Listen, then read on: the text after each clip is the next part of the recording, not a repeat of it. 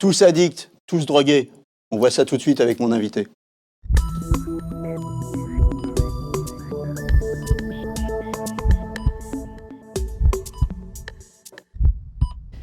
Alors avec moi sur le plateau de Capital Santé, le docteur William Lowenstein, vous êtes interniste et addictologue, vous présidez SOS Addiction et vous êtes l'auteur ou co-auteur de plusieurs ouvrages, dont Tous addicts et alors Et après, mais sans et après, voilà. Et puis le dernier que vous avez écrit avec Bernard Kouchner, qui s'appelle Toxique, que je monte à l'écran. Donc avec vous, on va parler d'un sujet particulièrement brûlant outre-Atlantique et qui n'épargne pas forcément la France. Il s'agit des épidémies d'opioïdes. Oui. Alors les opioïdes, d'abord, qu'est-ce que c'est ? Les opioïdes réunissent les opiacés que tout le monde connaît, dérivés de l'opium, comme l'héroïne ou la morphine, mais aussi des nouvelles molécules dites de synthèse qui, sans être dérivées de l'opium, agissent sur ces mêmes récepteurs opiacés. Les récepteurs opiacés, ils ont une fonction antidouleur, mais pas seulement, antitussive, anti-transit, pour le dire comme ça, donc favorisant la constipation. On en a beaucoup dans le corps humain de ces récepteurs, mais aussi avec le risque de dépression respiratoire. Ce sont les médicaments, les painkillers, qui sont les plus efficaces dans notre pharmacopée actuelle. Donc si j'ai bien compris, en fait, ces opiacés, c'est pas la pipe d'opium simplement qu'on fume, mais on les voit dans plein de médicaments, les painkillers que vous avez mentionnés, c'est ça ? Exactement, et certains se sont même normalisés. On ne faisait plus la différence dans certains pays, bien aidés par la publicité médicale qu'on n'a pas en France, fort heureusement. Vous n'avez plus la différence entre le Doliprane et ces painkillers opioïdes. D'accord. Donc, alors, si j'ai bien compris par rapport à cette épidémie d'opioïdes... Ah ouais, grave, 64 000 overdoses mortelles par an. On va donner des chiffres après. Alors, si j'ai bien compris, il y a deux dangers. Il y a le gars qui utilise des antidouleurs et qui devient accro. Donc ça, c'est le syndrome Dr House avec sa... Oui, on peut le dire comme ça, quelqu'un qui a une maladie rhumato. Et puis, il y a le mésusage, c'est-à-dire qu'il y a le détournement d'antidouleurs, de painkillers, pour se défoncer. Oui, ou pour faire passerelle avec l'héroïne, enfin d'essayer de substituer également une intoxication par des médicaments, mais qui sont de plus en plus sur le marché noir, ou au moins sur le marché gris, pour le dire comme ça. D'accord. Alors, est-ce que cette épidémie d'opioïdes et ce détournement, en fait, est-ce que ça peut arriver en France ? Est-ce que ça va arriver en France ? Est-ce que ça arrive déjà ? Il y a une certaine augmentation des hospitalisations pour surdose d'opioïdes et une augmentation des overdoses mortelles. Mais là, on va parler d'une augmentation de quelques dizaines, ce qui est déjà énorme, de cas. J'espère pas de quelques centaines de cas, alors qu'on est en dizaines de milliers aux États-Unis et au Canada. Donc, il y a des oui, il y a un risque. Voilà, il y a un risque, mais notre système français, je citais l'absence de publicité médicale. Aux États-Unis, la crise des opioïdes, elle commence parce que sur les écrans, vous avez « c'est bon pour vous, ça annule toutes les douleurs et c'est pas dangereux, vous ne deviendrez pas dépendant et vous ne ferez pas d'overdose. Voilà. » La petite héroïne miracle, j'ai mal, je prends ça et je suis débarrassé. Vous imaginez les procès des laboratoires à l'heure actuelle, j'ai envie de dire fort logiquement, on n'a pas ça en France. Et en plus, depuis l'été dernier, 2017, notre tendance française qui était de surconsommer des codéinés, le Doliprane, les phénylcodéinés, mais aussi des médicaments que tout le monde prenait, si j'ose dire, un peu comme si c'était des tic-tac, la Prontalgine par exemple, ça s'est passé sur ordonnance. Et les plus embêtants d'entre eux, y compris d'ailleurs pour des tranquillisants comme le Stinox, sont sur ordonnance sécurisée. Alors, qu'est-ce que c'est une ordonnance sécurisée ? Alors, c'est une ordonnance que vous ne pouvez pas falsifier. Vous avez un filigrane dans l'ordonnance. Et elle est à double ou triple feuillet. Et il faut la remplir très convenablement, en toutes lettres, avec la dose, la posologie quotidienne et la posologie totale. Si vous dites un traitement pour 14 jours, ça fait par exemple 86 comprimés de telle substance. Vous mettez tout ça, si j'ose dire, laborieusement, mais sûrement sur votre ordonnance, et le nombre de médicaments stupéfiants en bas à droite. Impossibilité de falsifier l'ordonnance.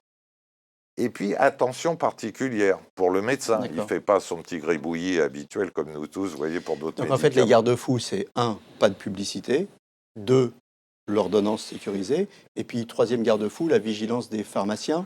Oui, aussi. à l'heure actuelle, les pharmaciens sont très attentifs. D'abord, à ne plus délivrer de codéine sans ordonnance. Mhm. Deuxièmement, à dire attention, ça devrait être sur une ordonnance sécurisée, ça ne l'est pas, donc à appeler le médecin. Bref, il me semble qu'on a des garde-fous, mais attention quand même, je dirais, Ça je suffit suis pas. semi-confiant Ça suffit pas. et on Alors, est heureux à ce moment-là de voir arriver les antidotes dont on parlera tout à l'heure. les médecins, par exemple, est-ce qu'ils sont suffisamment formés à la gestion et au risque de l'addiction? Ou alors, d'une manière plus polémique, je vais vous dire, est-ce que parfois, ils n'ont pas la main un peu lourde sur Bon, l'ordonnancier pour calmer les douleurs des patients? Euh, alors, il faut savoir qu'il y a un peu plus de 20 ans, c'était l'inverse, hein. Un cancérologue sur trois seulement avait un carnet à la souche qui lui permettait de prescrire des morphiniques. Donc, vous mourriez de votre Mhm. cancer dans d'atroces douleurs parce que le système français ne permettait pas de prescrire des morphiniques. Maintenant, est-ce que cette prescription, elle est un peu trop légère? Je dirais qu'ils ne sont pas formés, pour l'extrême majorité des cas, à l'addiction. Que certains vont pouvoir prescrire, comme vous l'avez dit élégamment, trop légèrement. C'est-à-dire, vous avez mal, je vais pouvoir vous donner ce morphinique, vous verrez, il est très bien toléré, il n'y a pas d'inconvénient. Et puis on retrouve la personne complètement accrochée, en effet, 2 ans après. Mais les Mais c'est- scores qu'on a dans les douleurs, c'est pour 10 Mhm. personnes qui souffrent réellement de douleurs intenses. Et c'est Mhm. souvent en cancérologie qu'on les rencontre. Une seule deviendra dépendante. Ce qui est consommé en morphinique pour la douleur, même si ça a une activité psychoactive, va pas rendre l'addiction.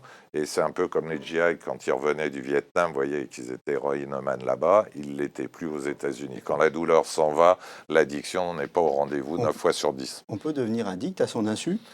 Oui, de ce fait, comme aux États-Unis, c'est-à-dire que la ménagère de moins de 50 ans qui avait un syndrome prémenstruel vraiment douloureux, embêtant, ou la personne avec sa fibromyalgie qui avait ses douleurs mais aussi ses coups de fatigue, elles avaient accès à ces opioïdes des bons laboratoires américains qui, soi-disant, encore une fois, rendaient ces médicaments ni dépendants Vous ni parlez de la n'entraînaient ménagère d'overdose. de 50 ans, ça veut dire que ça touche tout le monde, l'épidémie Absolument. d'opioïdes. C'est pas des junkies, hein, faut bien le dire, c'est La monsieur moitié, tout le monde. Hein. voilà, je dirais que au moins la moitié des personnes touchées en Amérique du Nord sont en effet des ménagères de moins de 50 ans ou des ménagers de moins de 50 ans.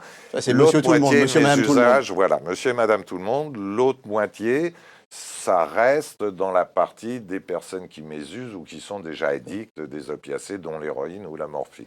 Vous, en France, est-ce que vous voyez une recrudescence dans les consultations? Alors, en consultation, on a eu un pic de demande quand ont été interdits les codéinés. Et puis, on n'avait pas l'impression qu'il y ait tant de demandes que ça. Mais mon collègue, le professeur Nicolas Autier à Clermont-Ferrand, qui est président de la commission des stupes à la NSM, fait de très jolie étude de surveillance. Et en hospitalisation, il montre bien qu'il y a de plus en plus d'hospitalisations pour surdose d'opioïdes, donc de personnes en dépression respiratoire. Et que ça, c'est une augmentation qui n'a pas le côté épidémique des États-Unis, mais c'est une augmentation quand même réelle. Je rappelle qu'en France, on est entre 400 et 500 Voilà, overdoses par an. c'est ce que j'allais dire. Hein. Pour fixer l'esprit, les esprits, on va scanner Oui. quelques chiffres vite fait. Donc aux US, 115 Américains meurent chaque jour hein, d'une overdose. En France, vous l'avez dit, c'est 400 par an. Le fentanyl, par exemple, 2 mg, soit l'équivalent de 4 grains de sel, très très peu, sont Oui. suffisants pour tuer un homme, c'est ça? Absolument. Là où, généralement, par exemple, si on prend la méthadone, qui est un médicament très efficace, un très bon médicament, il faut 1 milligramme par kilo pour tuer la personne qui consomme, qui reçoit cette méthadone.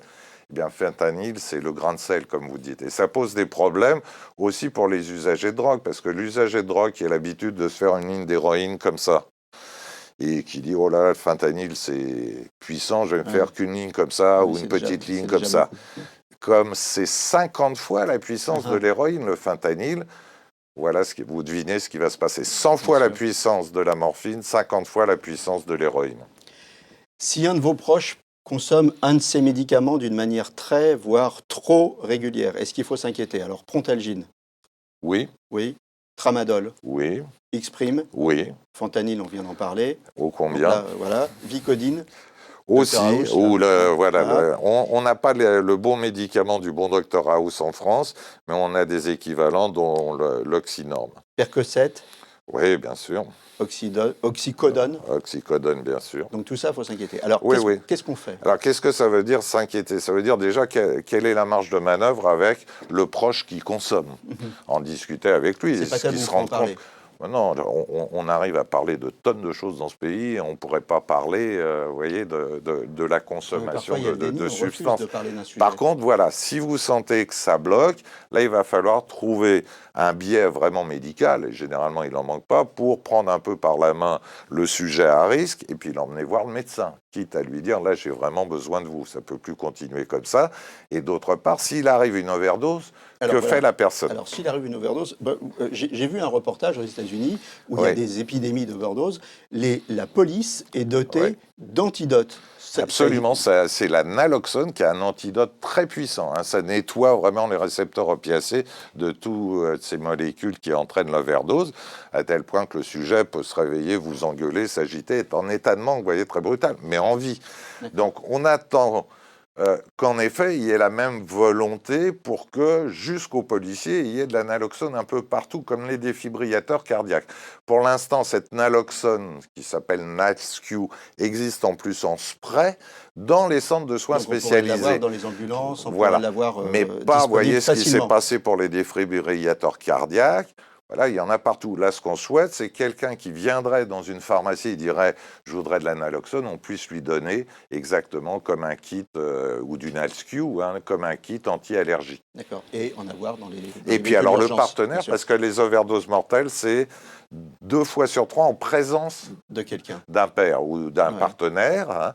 Hein. Donc là, voilà, si le partenaire voit que la personne respire 1 fois par minute, commence à être inconsciente, il ne faut pas hésiter à mettre le Nalsq dans les narines. En 30 secondes de conclusion, il ne faut pas avoir peur des morphoïdes, mais il faut se faire accompagner, c'est ça? Bien sûr, c'est pas, je dirais, comme l'insuline ou comme bien des médicaments, les bêta-bloquants, les corticoïdes. Il faut progresser dans l'indication. Avoir peur ne sert à rien. Par contre, savoir les indications et savoir l'évolution, la surveillance et surtout la primo-prescription. Quand on commence un traitement, on doit quand même passer beaucoup de temps avec le patient et le revoir dès les 48 heures suivantes, s'assurer que tout va bien. Voilà, donc tout ça, c'est pas un sujet tabou, hein, il faut Non, en parler. surtout pas. Merci beaucoup, merci Dr Lovenstein d'être venu. Je Merci à rappelle vous. le titre de votre dernier ouvrage coécrit avec Laurent Carilla, Tous addicts et après, hein, c'est Absolument. ça. Et puis Toxique, coécrit avec Bernard Kouchner. Si vous sentez que vous devenez dépendant aux opioïdes ou à toute autre substance, il ne faut pas hésiter à en parler ou à se faire aider. Je vous rappelle le site de votre association, hein, c'est www.sosaddiction.org. Voilà, à bientôt et pour un nouveau numéro de Capital Santé. D'ici là, portez-vous bien.